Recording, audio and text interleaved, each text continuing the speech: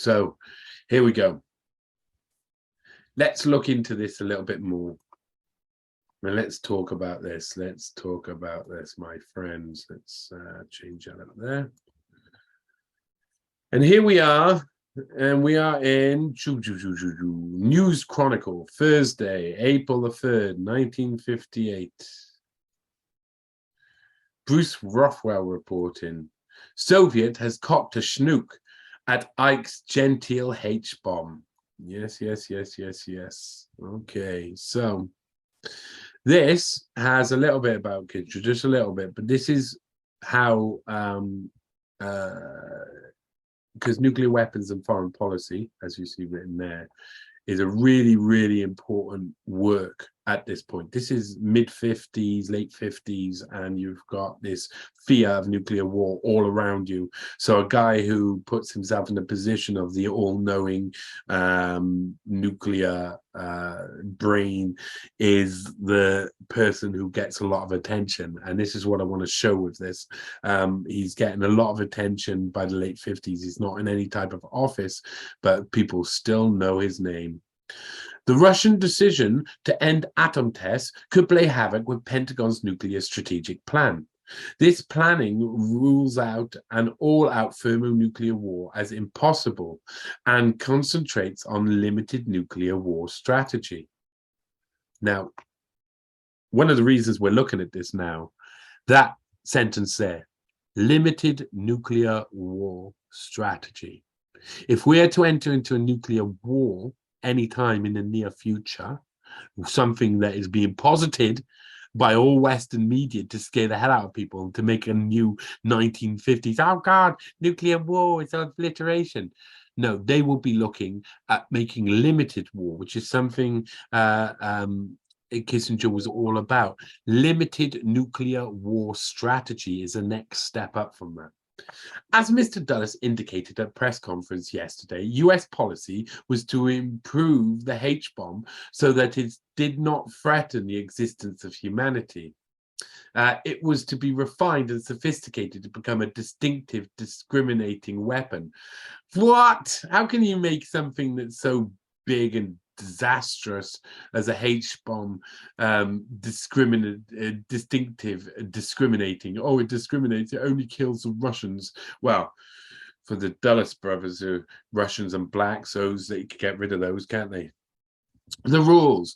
Now, I don't say, he added, that they ever will be very nice thing to be hit by, but it's part of the madness of our times that we must go on producing a more genteel form of delivering death in order to wage wars that cannot be won with opponents choosing their weapons and the confines of their battlegrounds. I mean, technology hadn't improved that far to mean that. It's still the same battleground keeps coming up. You know, what happened in Vietnam? What, loads of nuclear war? No, they used napalm and stuff, but they actually had to have boots on the ground. It was exactly the same battlegrounds, except they were testing shit on their own forces through Vietnam, which was disgusting and still happens today. But in normal civil society, one essential in this planning for limited war is that both sides would stick to the rules and keep the war limited. Here you go. You hear that? Yeah, we both got to, yeah, we'll have a limited war. We'll both keep it limited. That's the rules of it. That's the rules. So what we got in Ukraine right now? Limited war. What are both sides doing? Limit. They're keeping to the rules of limited war. They're keeping to Kissinger's rules. Putin is playing Kissinger's game. Zelensky is playing Kissinger's game. It's a limited war. It's fake war. Russian retreats. The Ukrainians go in. Oh, we got victory. Ukrainians retreat. Russians go in. Oh, we got victory. Fake war. None of that is about strong men fighting and battling in a proud nation. It's all about Kissinger's limited war, or ideology of limited war. The Bible of the limited war theorists of the Pentagon is a recent book. Nuclear Weapons and Foreign Policy by Dr. Henry Kissinger, 34-year-old Associate Director of the Center for International Affairs at Harvard. Mr. Dulles gave the most complete indication yet that Kissinger's theories are now virtually official US policy. Yes, they were. We want to get away, if we can, from having these weapons inevitably involved in vast destruction of humanity, he said, and turn them into a smaller, practical, cleaner weapons. Cleaner weapons, these guys, they're just gone. They're just, you're following this country they've created. You're part of this country they created in America. Cleaner weapons. I mean, it's sick. It's a sickness. It's a true sickness. Which can be used effectively for defensive purposes without this great possible danger to humanity. So we can only kill a certain amount of people instead of all of the people. And even then, it's just, most of it is just unnecessary. The point. In the Kissinger nightmare world of limited war, an all-out thermonuclear war would be so destructive that it would obscure disputes over nuances of policy. And he doesn't like that. He doesn't want to obscure disputes over the nuances of policy. No. I mean, it's just sick, I tell you. He concedes that a limited war, there is no point in really winning.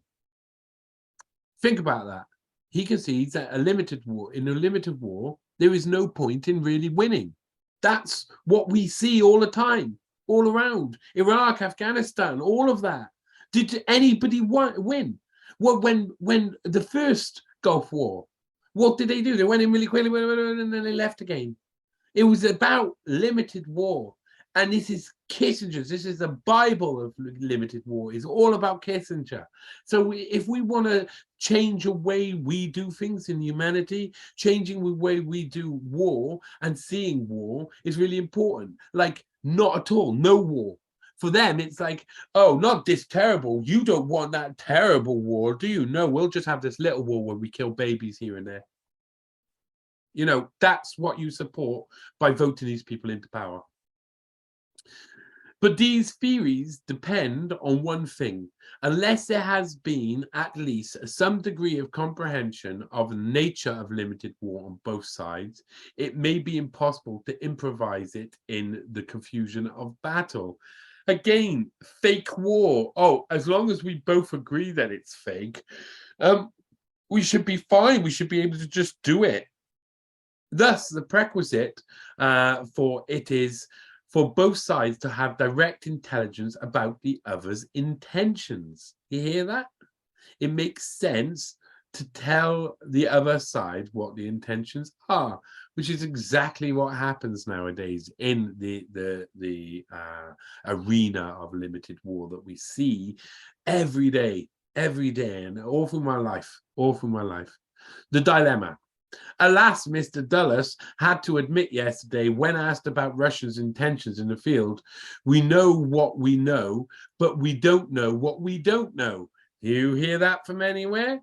You have heard that before? There's loads of knowns and loads of unknowns and known knowns, and loads of people will say, oh, Donald Rumsfeld. Well, in actual fact, the person who invented those lines and who Donald Rumsfeld was kind of quoting in that later time was Herman Kahn, mentor, the real Dr. Strangelove, mentor to Klaus Schwab, and friend and associate with Henry Kissinger. So, you know, that we do not know or we don't know, and etc. But it's a lie. They're constantly communicating with the Russians. Dulles can say that there, but it's a lie. And the emphasis seemed to be on not knowing. But if the Russians do not go ahead and produce the same smaller, cleaner nuclear weapons, which will with which to fight any limited nuclear war, they effectively ruled out all possibilities of it. The US is then faced with conventional war, for which the Russians and Chinese have vastly superior manpower, or using the smaller, cleaner nuclear weapons, which might incite the Russians to use their bigger ones and bring on mutual annihilation. So they're talking about avoiding mutual annihilation by using smaller, cleaner nuclear weapons, smaller, cleaner nuclear weapons. You hear this line? Smaller. Why?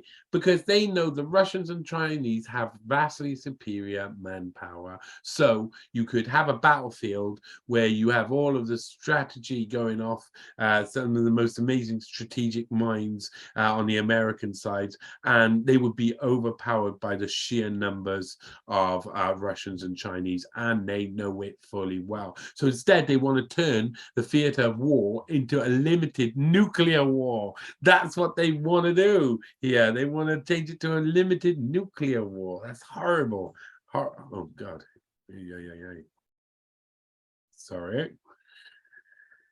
Now, Mr. Dulles and President Eisenhower have solemnly decided that they must press on to produce a smaller, cleaner nuclear weapon. In fairness, it is said, to our responsibilities to humanity, unbelievable, but it takes two to make a limited nuclear war. America today faces the prospect of progressing onwards and upwards with smaller and cleaner weapons, while the Russians sit on the fence and with their big stick and refuse to play. That is such a childish way to entice the Russians into a limited nuclear war. Remember, at this point, there's no nuclear war. So instead of avoiding nuclear war, they're trying to entice the Russians into limited nuclear war. Let's not have war. Let's just have a limited nuclear war, which, of course, they admit could spiral out of control. And whichever side feels that they're losing will bring out the bigger weapons. America will do it as well. But they describe it as, while the Russians sit on the fence with their big stick and refuse to play. Refuse to play what? Kissinger's game. Refuse to play Kissinger's game. And Kissinger is nothing but a psychopath.